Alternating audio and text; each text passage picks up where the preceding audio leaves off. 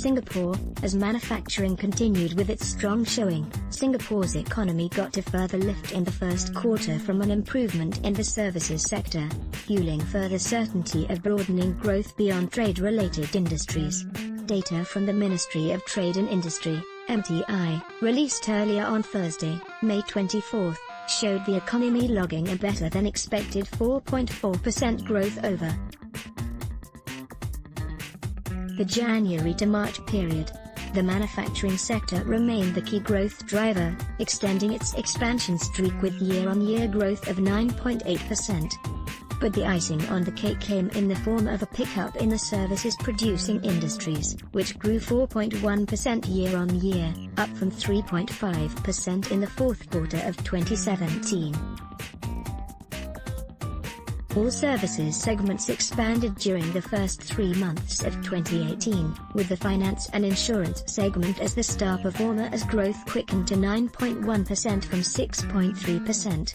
MTI Permanent Secretary Loh Kum Yean told reporters at a media briefing that while weak spots remained, growth improvements are gradually spreading out to the rest of the economy. This has made at least one economist turn more bullish on the outlook ahead. Maybank Kim Eng economist Chua Hak Bin on Thursday upgraded his full-year GDP forecast to 3.5% from 3.1%, to reflect the stronger services uplift and more modest manufacturing slowdown. We expect continued resilience in outward-oriented services and firm recovery in domestically oriented services, which will help offset the easing in manufacturing and trade, he said. While other economists are standing pat on their estimates for now, they agree that the services sector looks poised to make up for lost ground when manufacturing growth eventually tapers due to less favorable base effects. DBS senior economist Irvin Shea said services will be the main impetus for growth in the coming quarters as high-frequency data on services, such as loan growth and financial market turnovers, continue to increase, while growth in the manufacturing sector will moderate as global economic conditions normalize. The strength in the services sector is likely to persist, thanks to positive spillover from the global recovery to the domestic sector. Growth spurred by healthy external demand has also broadened beyond outward-oriented services sectors, such as finance and insurance, to domestically oriented service sectors like retail and food services, said OCBC's head of Treasury Research and Strategy Selena Ling. This will bode well for GDP growth to sustain for the rest of 2018, she added. Taken together, this has given the government confidence to slash the lower end of its growth forecast to a range of 2.5% to 3.5%, an upgrade from the previous estimate of 1.5% to 3.5%, said some private bank economist Song Seng Wan.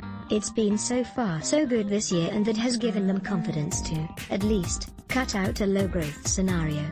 Speed bumps? Economists also reckon that the construction industry, which has thus far continued to languish, may see better days by the end of the year.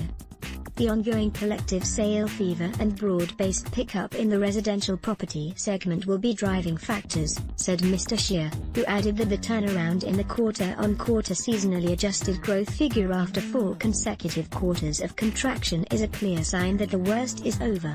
Still, risks linger ahead, the simmering trade tensions between the world's 2 largest economies, among them.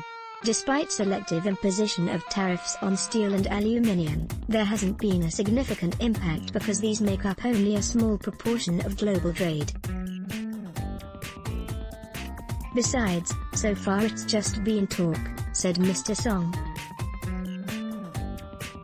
But these can still have some impact on business and consumer confidence. The other risk that has emerged on the radar is the spike in global oil prices. A combination of factors, including the economic and political crisis in Venezuela, has shored up oil prices. On Thursday, U.S. West Texas Intermediate (WTI) crude futures were last seen at $71.74 a barrel, while international benchmark Brent futures traded at $79.65 per barrel. Although it doesn't have the same drag on economic activities as it used to 30 years ago. Higher energy costs will still inevitably have some marginal drag on economic activities. He added. Echoing that, UOB economist Francis Tan said cost-pushed inflationary surprises due to rising global oil prices could result in tighter global financial conditions as central banks turn more hawkish.